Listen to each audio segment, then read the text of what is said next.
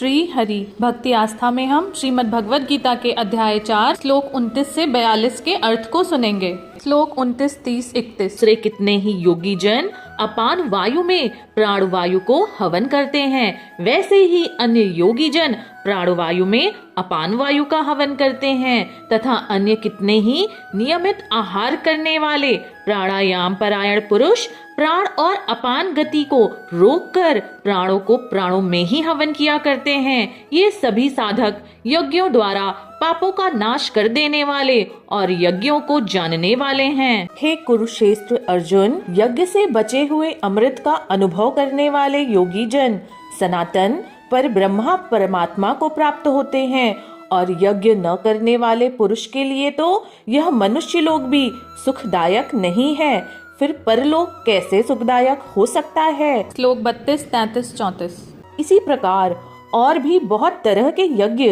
वेद की वाणी में विस्तार से कहे गए हैं। उन सबको तू मन, इंद्रिय और शरीर की क्रिया द्वारा संपन्न होने वाले जान। इस प्रकार तत्व से जानकर उनके अनुष्ठान द्वारा तू कर्म बंधन से सर्वथा मुक्त हो जाएगा। हे परंतप अर्जुन, द्रव्यमय यज्ञ की अपेक्षा ज्ञान यज्ञ अत्यंत श्रेष्ठ है, तथा यावन्न मात्र संपूर्ण कर्म ज्ञान में समाप्त हो जाते हैं। उस ज्ञान को तू तत्वदर्शी ज्ञानियों के पास जाकर समझ। उनको भली भांति दंडवत प्रणाम करने से, उनकी सेवा करने से और कपट छोड़कर सरलता पूर्वक प्रश्न करने से वे परम तत्व परमात्मा को भली भांति जानने वाले ज्ञानी महात्मा तुझे उस तत्व ज्ञान का उपदेश करेंगे। श्लोक 35, 36, 37। जिसको जानकर फिर तू इस प्रकार मोह को नहीं प्राप्त होगा।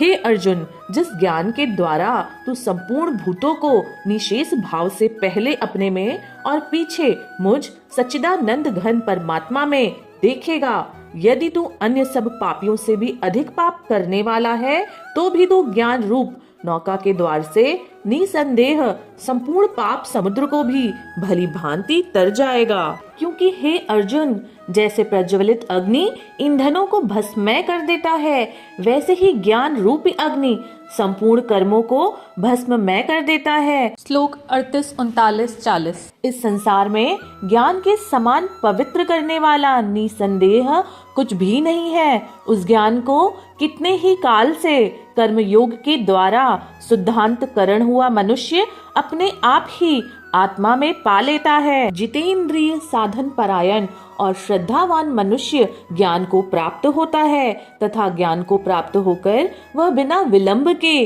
तत्काल ही भगवत प्राप्ति रूप परम शांति को प्राप्त हो जाता है। विवेकहीन और श्रद्धा रहित संशय युक्त मनुष्य परमार्थ से अवश्य भ्रष्ट हो जाता है। ऐसे संशय युक्त मनुष्य के लिए न यह लोक है, न परलोक है और न सुख ही है। श्लोक 41, 42।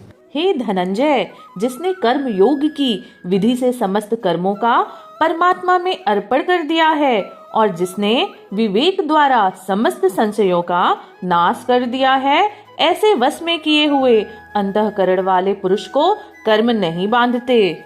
इसीलिए हे भरतवंशी अर्जुन, तू हृदय में स्थित इस अज्ञान जनित अपने संशय का विवेक ज्ञान रूप तलवार के द्वारा छेदन करके समत्व रूप कर्मयोग में स्थित हो जा और युद्ध के लिए खड़ा हो जा।